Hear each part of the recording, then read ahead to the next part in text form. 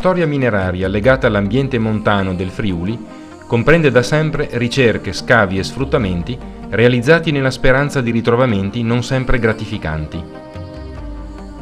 Anche la nostra regione ospita diversi siti di attività mineraria, risalenti a parecchi secoli fa e ora tutti dismessi.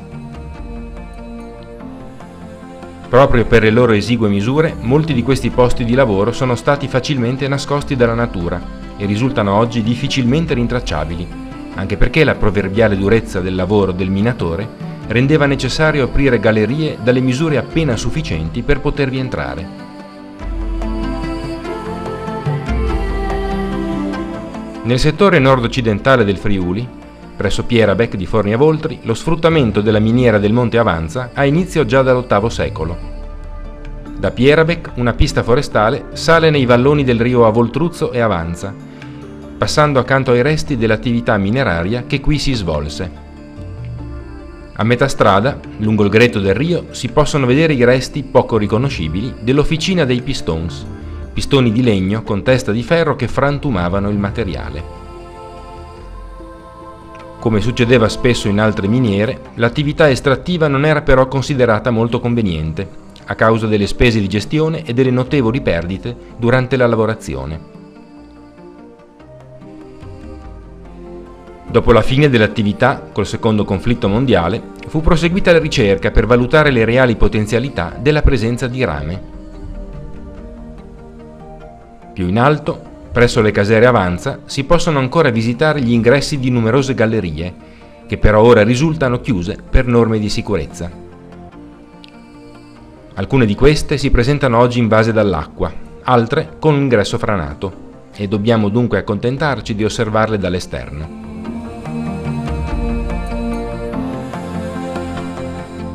Il villaggio minerario è stato invece recuperato e sistemato.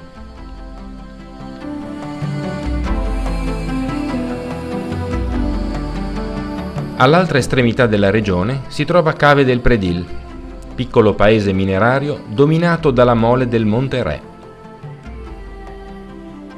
È proprio la salita a questa vetta che rappresenta un'opportunità interessante per vedere gli scavi a cielo aperto situati nella parte intermedia del versante orientale. Un ripido sentierino sale dalla pista di accesso alla Sella delle Cave, lungo il fianco sud del monte, raggiungendo l'area interessata dagli scavi.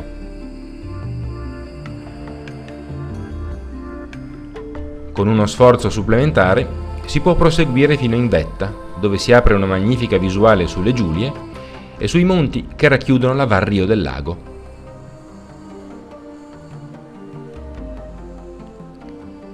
Il basso rapporto tra minerale e parte sterile e gli alti costi di estrazione sono stati i fattori determinanti che hanno provocato la chiusura della miniera nel 1991.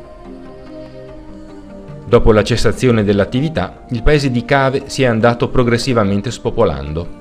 A ciò si cerca attualmente di porre rimedio mediante la riconversione delle strutture e la nascita di iniziative in grado di illustrare la passata attività mineraria.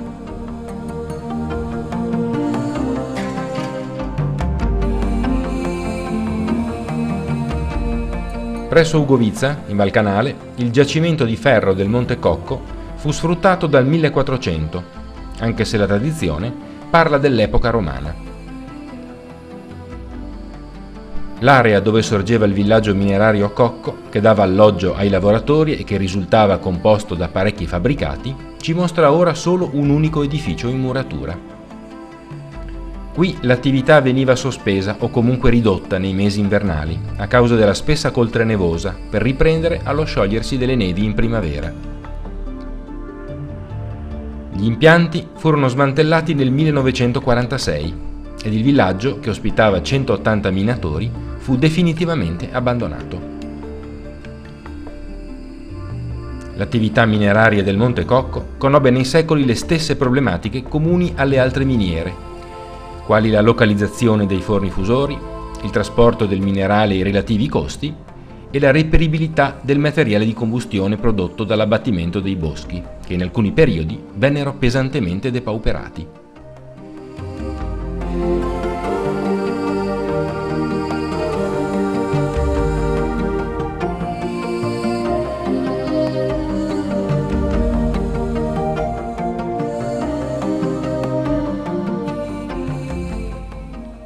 Queste immagini ci portano infine in Val Resia, nella valle del Rio Resartico, all'interno dell'area del Parco delle Prealpi Giulie.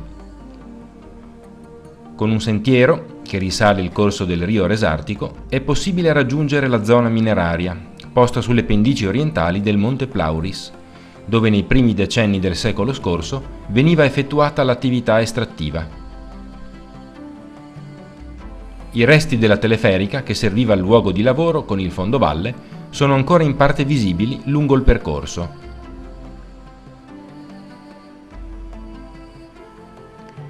Il villaggio dei minatori presenta ancora i ruderi dei fabbricati.